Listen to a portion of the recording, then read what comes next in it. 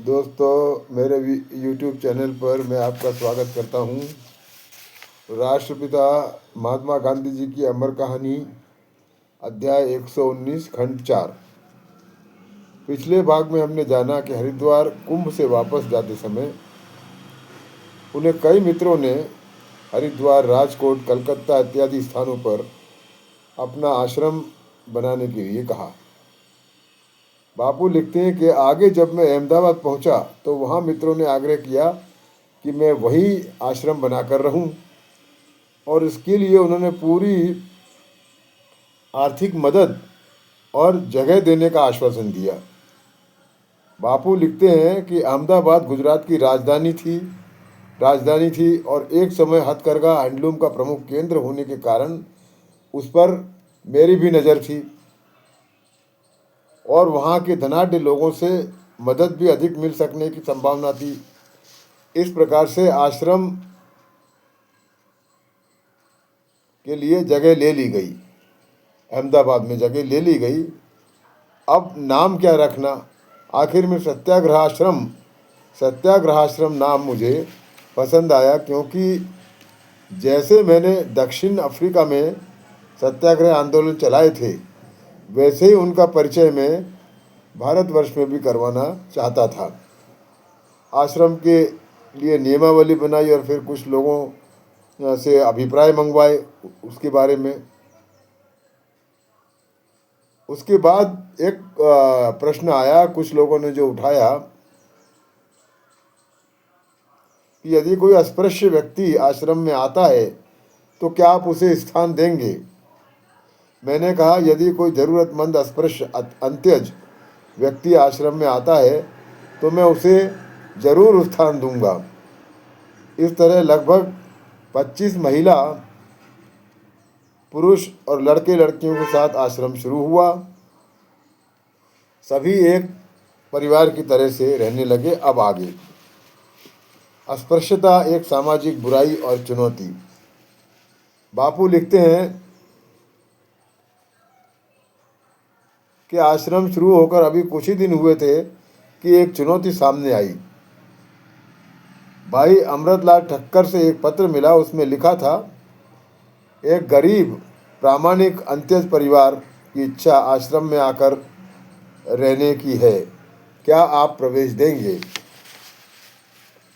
मुझे एक पल के लिए धक्का लगा। ठक्कर जैसे बाप समान व्यक्ति की सिफारिश से अंत्यज व्यक्ति इतनी जल्दी आएंगे, ऐसी आशा मैंने नहीं की थी। आश्रम वासियों को पत्र पढ़कर बताया। उन्होंने समाधान व्यक्त किया। वो परिवार यदि नियमों का पालन करने को तैयार है तो उसे आश्रम में प्रवेश मिलेगा, ऐसा मैंने ठक्कर जी को सूचित किया। दूधा भाई और उनकी पत्नी दानी बेन और एक बच्ची लक्ष्मी, ऐसा 3 लोगों का परिवार था। दूधा भाई बम्बई में शिक्षक थे और नियमों का पालन करने के लिए तैयार थे, अतः उन्हें आश्रम में प्रवेश दे दिया। सहायक मित्र मंडली में खलबली मच गई। वहाँ एक कुआं था, उसमें बंगले के मालिक का भी अधिकार था। उसमें से पानी निकालने में अड़चन आने लगी। मोटा वाला के शरीर पर हमारे पानी की बूंदें भी गिरी तो वो अपवित्र समझता था और उसने गाली गलौज शुरू करके दूधा भाई को तकलीफ देना शुरू कर दिया। उसकी गाली गलौज का जवाब न देकर पूर्ववत पानी भरते रहे, ऐसा मैंने दूधा भाई को बताया, और हम गाली गलौज का जवाब नहीं देते थे और सुन लेते थे। इसकी मोटा वालों को शर्म महसूस हुई और उसने तकलीफ देना बंद कर दिया। पर पैसों की मदद बंद हो गई। बहिष्कार के बारे में समाचार सुनने में आने लगे। मैंने साथियों के साथ विचार करके रखा था कि यदि अपने ऊपर बहिष्कार पड़ा और कोई भी मदद नहीं रही, फिर भी अहमदाबाद छोड़कर नहीं जाना है।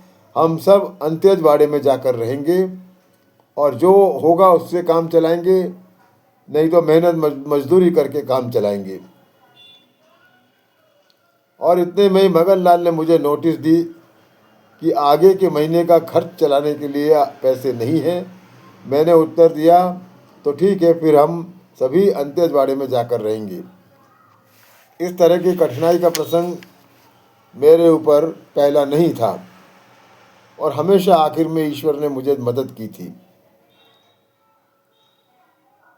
मगन लाल की नोटिस के बाद एक लड़के ने मुझे आकर बताया कि बाहर एक मोटर खड़ी है और एक सेठ, एक दिन सुबह एक लड़के ने आकर बताया कि बाहर एक मोटर खड़ी है और एक सेठ आपको बुला रहे हैं। मैं वहाँ गया तो मुझसे सेठ ने कहा कि मैं आश्रम की मदद करना चाहता हूँ, आप लेंगे क्या? मैंने कहा, मैं अभी कठिनाई में हूँ, यदि आप मदद देंगे तो मैं ज़रूर लूँगा। सेठ बोले, ठीक है, मैं कल आऊँगा। दूसरे दिन मोटर का हॉर्न फिर बजा। मेरे लड़कों ने मुझे बताया कि सेठ अंदर नहीं आ रहे हैं। मैं उनसे मिलने गया तो वो मेरे हाथ में 13,000 रुपये के नोट रखकर चले गए। ऐसी और इस मदद की आशा मैंने कभी नहीं की थी और वे कभी भी आश्रम में नहीं आए थे। मैं उनसे सिर्फ एक बार मिला था, ऐसा मुझे याद आता है।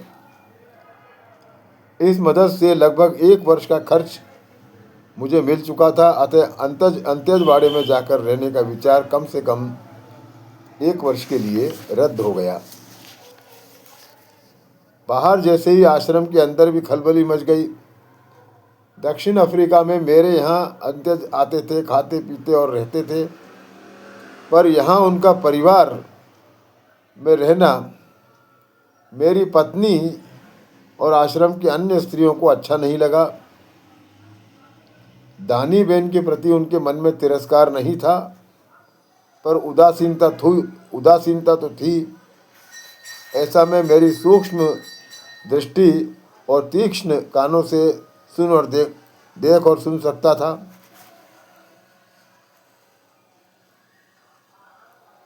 आर्थिक मदद बंद होने की मुझे चिंता नहीं हुई, पर अंतस्थ में खलबली के कारण चिंता हुई।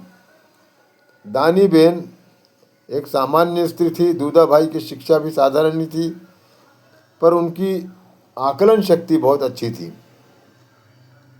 और सहन शक्ति भी प्रशंसनीय थी। उनको बहुत कम गुस्सा आता था।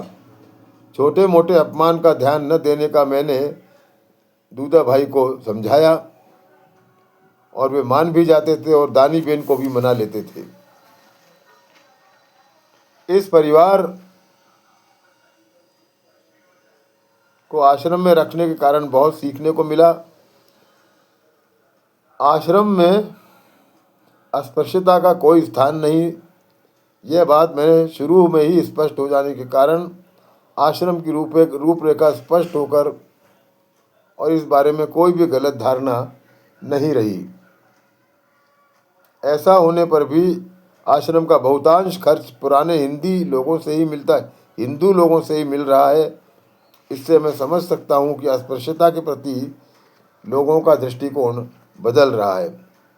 इसके अन्य सबूत भी है ही, पर जहाँ अंत्येष्ट के साथ रोटी व्यवहार रखा जाता हो और उसे ऐसे सनातनी हिंदू मदद देते हों, तो यह कोई छोटा सबूत नहीं समझा जा सकता।